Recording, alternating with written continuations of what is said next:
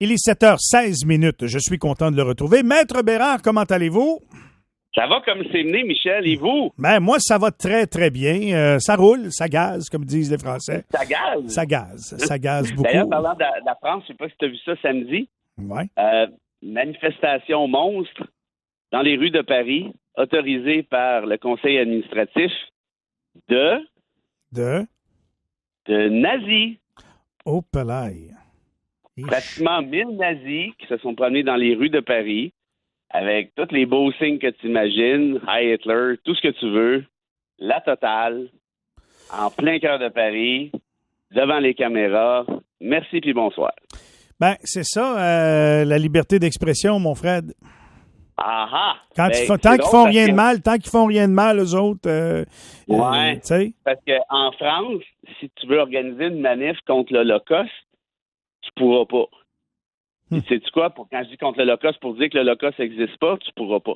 Tu n'as pas le droit de dire que l'Holocauste n'a pas existé. Sais-tu quoi? Moi, je trouve que ça a bien de l'allure. Ouais. Parce que l'Holocauste, ça a existé. C'est comme ça. Tu peux pas nier ça. Et donc, tu as un délit d'opinion parce que la liberté d'expression a des limites. Ouais. On a ici au Canada aussi, la propagande haineuse avec la violence. Fait que donc, tu peux pas contester l'Holocauste en France. Mais tu permets aux nazis de manifester. Hein? Ouais. Ça a-tu de l'allure? Oui, non, ça marche pas. Ça coïncide pas. Ça va pas. Les nazis. Là, je m'inquiète beaucoup pour le skidoo. Oui, bien, t'as bien raison. Là, je regarde le tableau, là, le sondage, là, si je comprends bien, comment on appelle ça, les swing states? Oui, c'est ça, les États, comment je te dis, baromètre. Pivot, oui, baromètre, OK. Pivot, c'est bon aussi. Arizona, la Georgie, Michigan, Nevada, Pennsylvanie, Wisconsin. 5 de ces 6 États, Donald Trump mène dans les sondages. Ben voilà. Mais le procès n'est pas fini, puis on est rendu dans le crunch, là, j'ai l'impression, Fred. Oui, ça crunch pas mal. Stormy Daniels est allé raconter leur nuit ensemble. C'était pas chic, hein? Non? Et... Non, j'ai pas écouté ça, j'ai pas regardé ça, j'ai pas entendu ça. Et pas dans le domaine du viol, là, mais c'était pas bien loin, là. Ah oui, hein? Pas loin, là. Elle dit, le rapport de force, je me suis senti un peu forcé à essayer de sortir, l'empêcher de sortir, puis après, c'était correct, mais tu vois, genre un peu, là. Ouais. C'est vraiment la petite coche en dessous du viol, tant qu'à moi, là. Et pour peut-être détendre l'atmosphère, au moins, il y a quelque chose de drôle qui est sorti de ça. Elle disait, moi, je l'appelais mon petit champignon. Je me demande pourquoi. Hein? Je sais pas. J'étais pas là.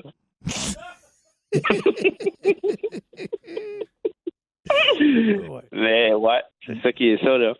Puis ça n'a pas l'air d'avoir dérangé les électeurs de ces grands États qui, c'est ça qui est ça. Fait que, et puis les autres procès, il n'y en aura pas avant novembre, probablement. Mais là, Cohen, lui, là-dedans, là, le témoin vedette, là, il dit quoi, lui, finalement, pour... c'est quoi l'histoire?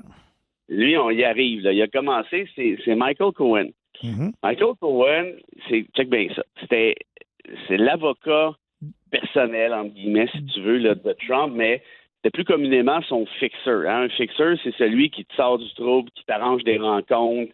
Oui. Le bagman, celui qui arrive avec les chèques, qui achète le silence de tout le monde. Bref.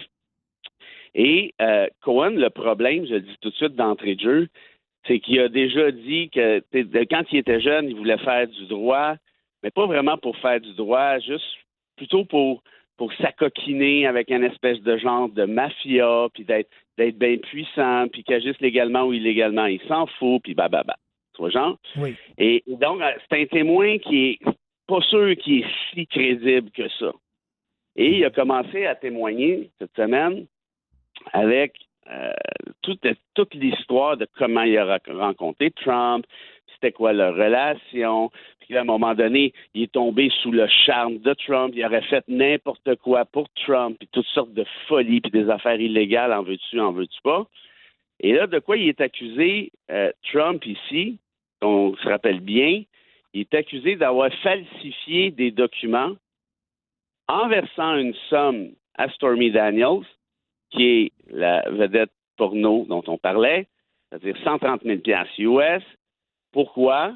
Ben parce qu'à un moment donné, Stormy Daniels est allé raconter que si moi, je me fais pas dédommager, je vais sortir publiquement ma nuit avec Donald Trump.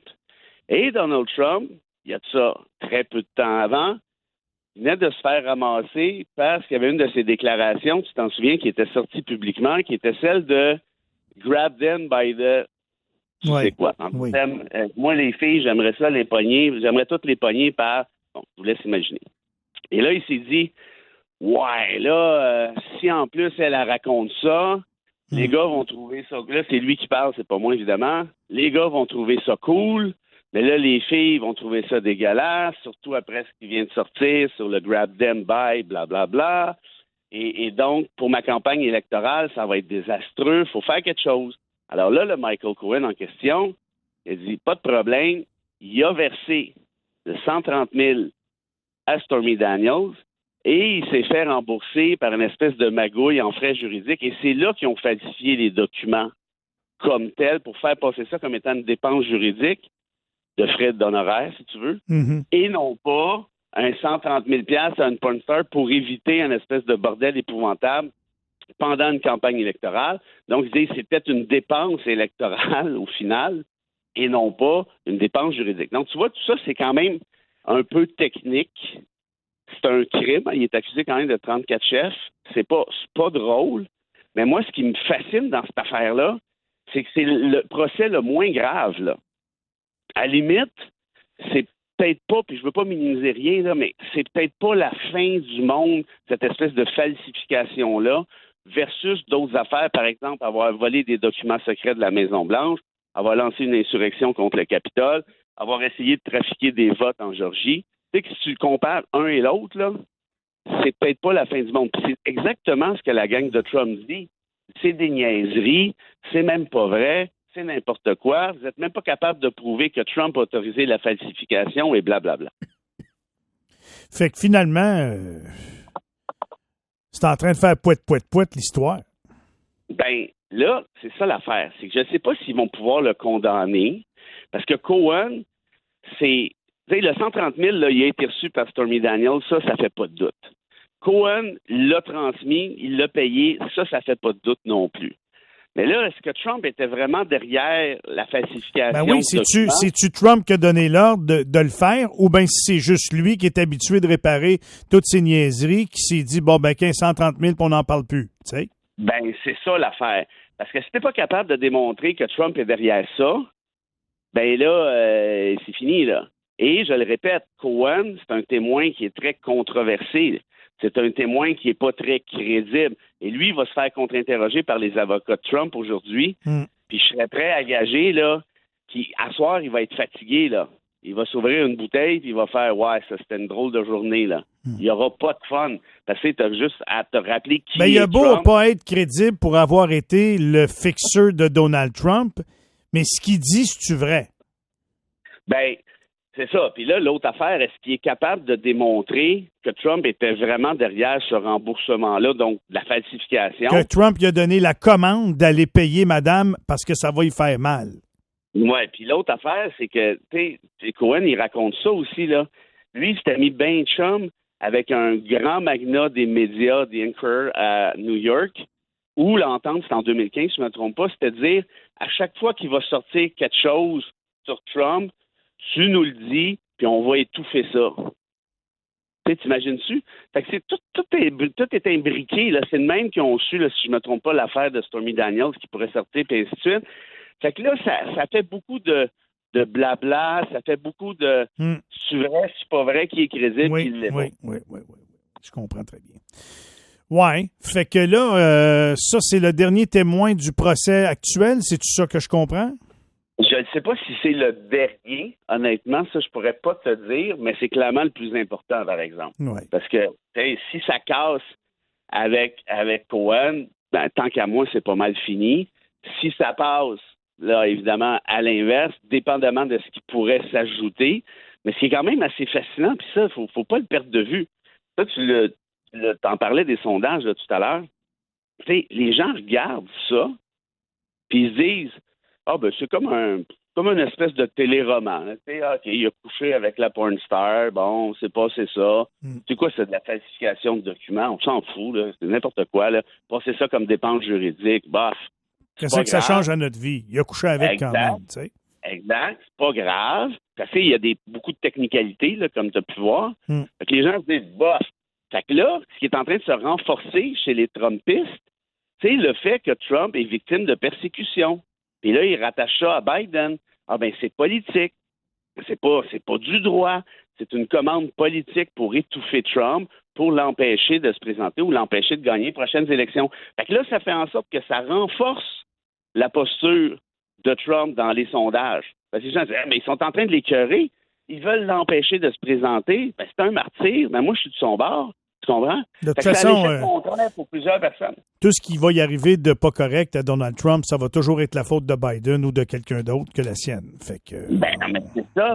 Puis le pire, c'est que ça marche. Moi, c'est ça qui me fascine. Je te le dis, là, Michel, je blague pas. Là.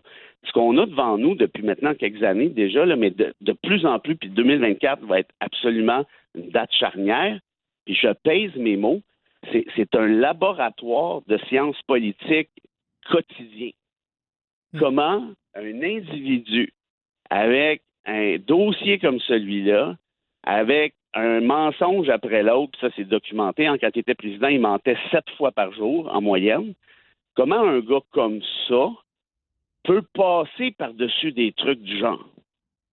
Comment tu fais ça? Est-ce que c'est lui qui est absolument, genre, il y a des allures de gourou? Je pense que oui. Ou c'est parce que la société est complètement cassée. Puis elle est prête à croire absolument n'importe quoi. Quand je dis la société, évidemment, généraliste, je parle d'une frange de la population, là. Mais est-ce que c'est lui ou c'est cette frange-là? Puis là, si c'est juste lui, je te dirais, bon, OK, il va finir par partir à un moment donné, puis on verra après. Mais moi, j'ai plus l'impression qu'il y a une partie de la population qui est prête à gober absolument n'importe quoi. Puis si c'est le cas, c'est pas bon signe. Ça veut dire que même quand Trump s'en va, celui ou celle qui le remplacera, il va pouvoir rejouer dans le même livre de recettes. Puis moi, j'ai plus l'impression, donc, c'est la deuxième option, parce que regarde à peu près tout ce qui se passe en Occident, on finit par faire passer n'importe quoi. Je te répète, il y avait 1000 nazis dans les rues de Paris, il y a 3 jours, puis personne n'a fait, bof, pas plus grave que ça. Tu sais. J'ai des boutons, arrête, s'il vous plaît. Fait que c'est ça. Et là qu'on est, mon vieux. Petite pensée pour compléter ça, mon Fred? Oui, puis là, tu vas voir, je pense qu'elle est pile à quelque part. C'est Simone Weil, était une grande philosophe, début du 20e siècle, mais qui, elle, était d'origine juive en partie, disait, moi, la philosophie, c'est bien beau, mais moi, je vais la faire sur le terrain. Fait qu'elle allait travailler dans les usines, elle allait travailler dans les fermes pour avoir une idée si sa philosophie s'appliquait ou pas. Une grande femme qui est morte pendant la Deuxième Guerre mondiale, d'ailleurs, et qui disait ceci. Il restera de toi, Michel, uniquement ce que tu auras donné. Quand on y pense, c'est un peu ça. Dans certains cas, le bilan sera triste. Dans certains cas, plus que d'autres. Pas mal ça, ouais. Puis, il y a des bons bilans aussi. Il y en aura des bons. Il faut pas on le va te les dire. C'est ça. Fred, je te remercie. Je te souhaite une très bonne journée. Puis on se reparle plus tard cette semaine. Un gros câlin, mon vieux. À bientôt. Bye. Il est souvent porteur de mauvaises nouvelles, mais il nous décrit la réalité. Qu'est-ce que vous voulez? C'est ça. Dans quelques instants, je vous fais entendre M. Jocelyn Blondin et je vous fais entendre également un ingénieur qui est à la retraite, qui a travaillé pour la STO pendant plus de 20 ans et qui va commenter le fameux dossier, la prise de position du tramway. Manquez pas ça à Que l'Outaouais se lève.